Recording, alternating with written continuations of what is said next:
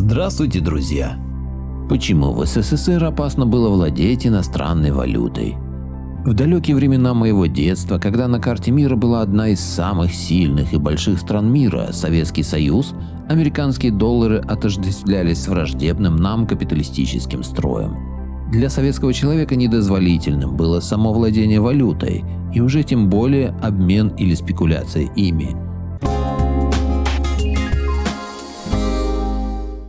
Большинство советских граждан никогда не держали ее в руках и не знали, как она выглядит. Оборот валюты строго регламентировался руководством страны, и нарушение этого порядка считалось весьма серьезным преступлением. Чем грозило иметь иностранную валюту в СССР? В Советском Союзе во второй половине 50-х и начале 60-х иностранцы могли поменять валюту на рубли, а выезжающие за рубеж советские граждане свои дензнаки на иноземные только по очень невыгодному для них курсу.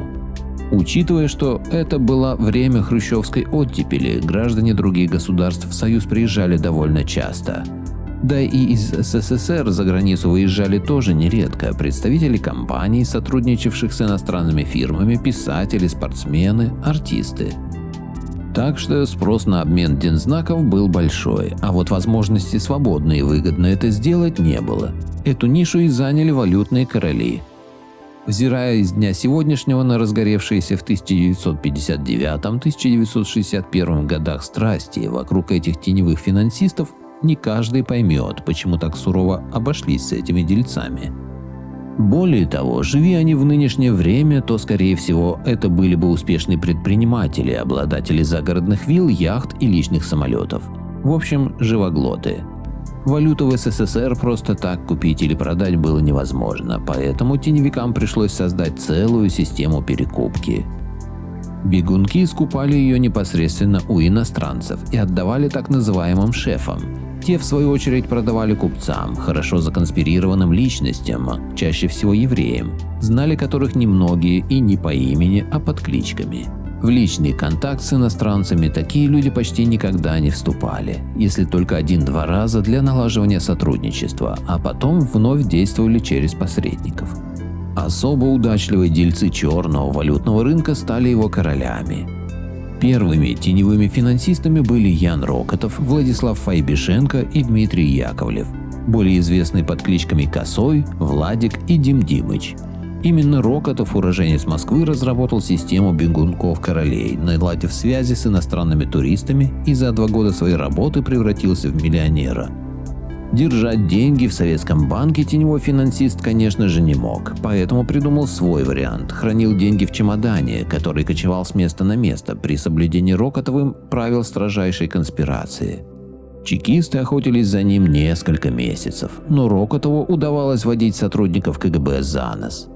Взяли Рокотова с поличным на Комсомольской площади в мае 1961 года, в момент получения чемоданчика ценой в $1,5 миллиона в вокзальной камере хранения. На следующий день были арестованы его товарищи Владик и Дим Димыч. Казни за валюту в СССР. Судебный процесс, состоявшийся летом 1961 года, буквально ошеломил все общество. Поразил он и многих западных политиков, ведь случившееся происходило в самый разгар хрущевской оттепели. Эта история началась в марте 1959 года. Во время встречи Анастаса Микояна с американским экономистом Виктором Перло американец пожаловался, что его повсюду донимают какие-то люди, предлагающие ему продать валюту. Затем во время встречи публициста Альберта Кана с партийным идеологом Сусловым иностранец заметил, что в социалистической стране безнаказанно промышляют спекулянты валютой. Суслов обвинил руководство МВД в том, что оно не справляется с поставленной задачей и потребовал борьбу с контрабандой и нарушением валютных операций передать в ведение КГБ. Он лучше других понимал, какую опасность для советской идеологии таят прелести западного образа жизни и контакты с иностранцами. Партийная верхушка всполошилась, и уже в мае Верховный Совет СССР принял указ о передаче всех дел такого рода в ведение Комитета госбезопасности. Главной задачей, поставленной перед КГБ, было определить каналы валютного черного рынка, выявить его королей и нанести смертельный удар. Сердцем черного рынка была Плешка, улица Горького от Пушкинской площади до отелей «Националь» и «Москва». Еженочно, невзирая на погоду, валютчики выходили на охоту в поисках потенциальных продавцов валюты – иностранцев.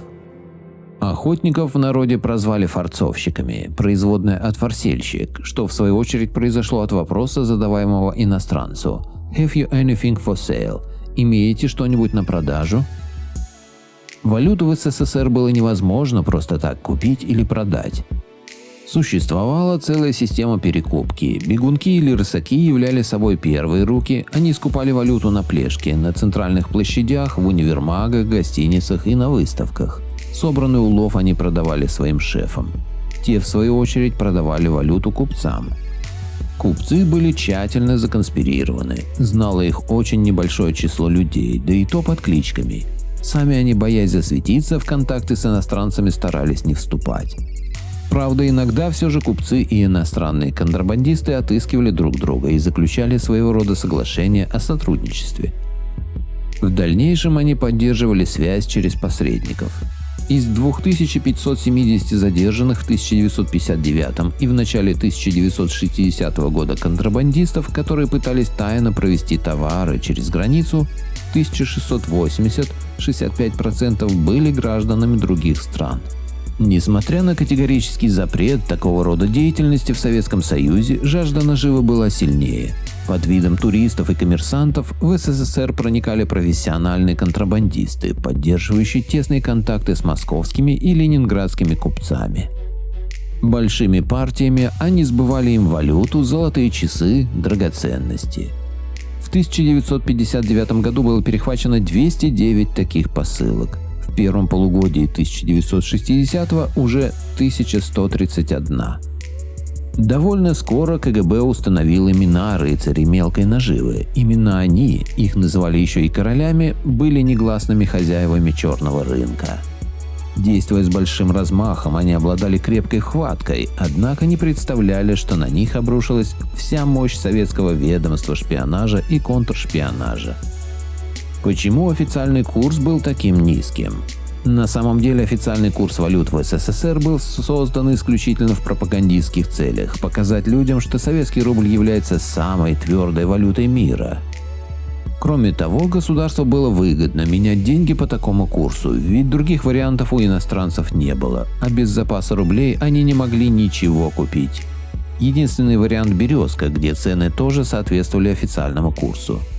Вот это и называется финансовая независимость страны, а не так, как сейчас, превратили Россию в придаток к доллару и Америке.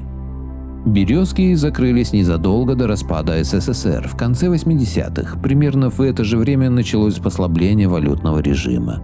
Запреты на покупку валюты негласно были сняты, хотя сама статья в Уголовном кодексе просуществовала до 1994 года.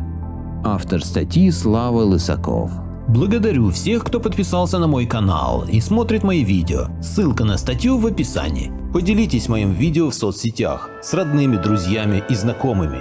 Люди имеют право знать все точки зрения. Всем спасибо за внимание, буду рад вас видеть на своем канале снова.